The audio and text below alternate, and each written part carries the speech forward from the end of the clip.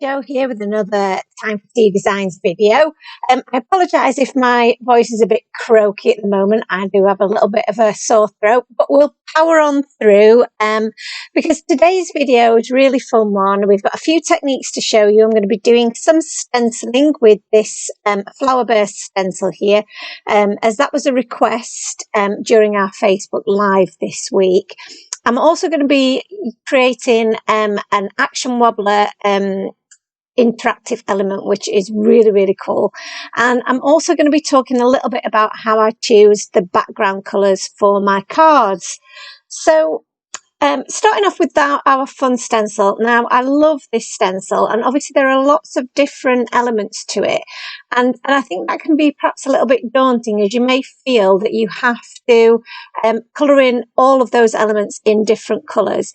And you really don't have to. So as you can see here, what I've done is I've chosen 4 colours, and these colours will be replicated in the image that we're going to use on the front of our card.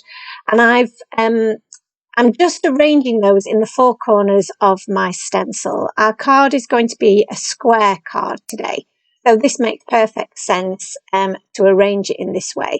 And all of our colours are going to meet in the middle with that flower that's more or less central, and that's just going to make for a really nice rainbow effect in the centre there.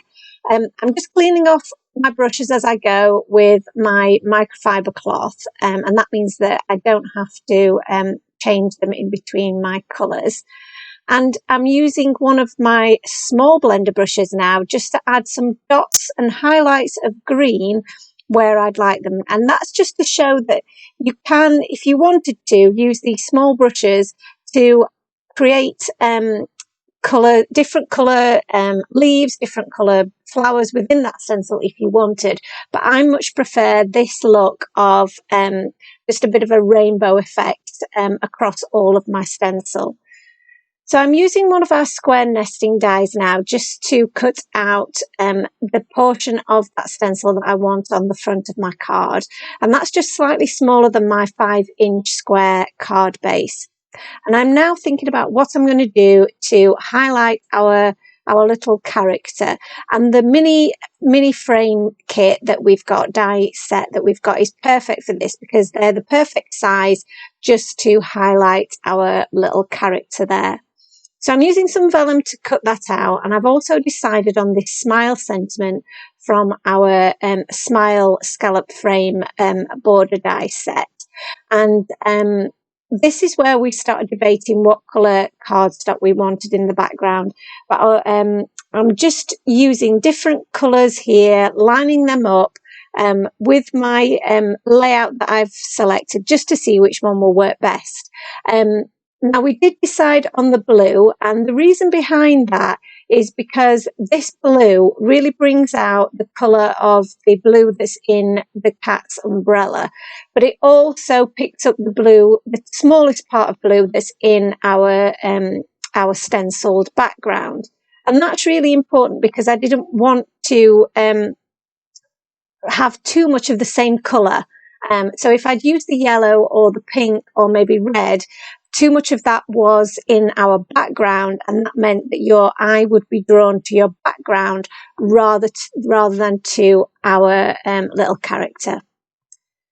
So moving on to the colouring of our character, this is really simple colouring. I'm using some warm greys here just to add some little dots of colour, starting with my lightest and then moving to my darkest shade in the centre of those little patches. Some pinks for his nose and cheeks and ears, and then again some primary colours to copy the image that we'd done previously, just to show how I'd done that.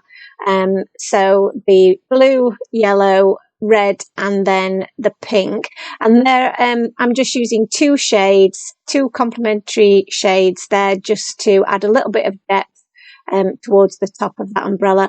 And then I'm using brown on the umbrella handle rather than grey, so this is more of a wooden handle than a metal one, so that is a contrast to the grey in our cat.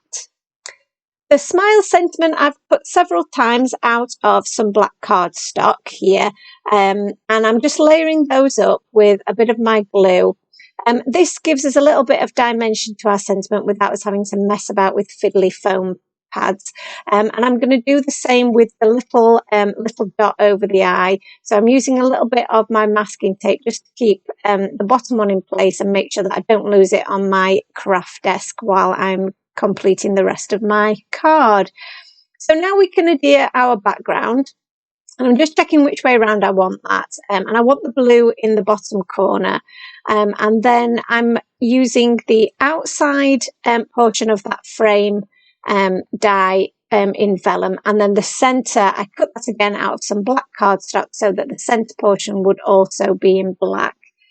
I've then added my sentiment. You can see here I'm just using some liquid glue, and this is the fun bit that is the action wobbler. So before I've added that, I want to make sure that I've added a little bit of extra touches because I won't be able to do that once it's wobbling about on the front of my my card. Pop that in place, and you can see that that move around. A little bit of glossy accent on his nose, as well as some shimmer on that umbrella just finishes that off. And then to add a little bit of extra sparkle, I suppose, but without taking away from our image. These clear drops are really great because they pick up the colour that's in the background of our card here without adding any more colour or any more fuss, but they just add that little bit of extra sparkle that we need, and they almost look like little drops of dew on our flowers there in the background, and it all adds to that image of the little character holding his umbrella. So there you can see him in a bit more close-up detail and the little action wobbler. So I did get asked a question about inserts. Now, I don't use inserts, but if I was going to decorate the internal part of my card, this is a really fun idea. So I've just stamped a sentiment from our Grateful for You stamp set, and I've taken my stencil again, so the same one that we used on the outside of the card. And I'm using the same colours that we used as well on the front, but I'm just going to stencil over this corner area. So I'm using a little bit of the abandoned coral, mustard seed and the broken china just to add a little bit of extra decoration in the centre so that your inside matches up with the outside. I think that's a really fun way of decorating the inside of the card, and I'll definitely try that again. I really hope you enjoyed our video today and you join us again for more videos in the future. And again, if you do like it, then please do like and subscribe to our channel. I'll see you again for another video real soon. Thanks then. Bye bye now.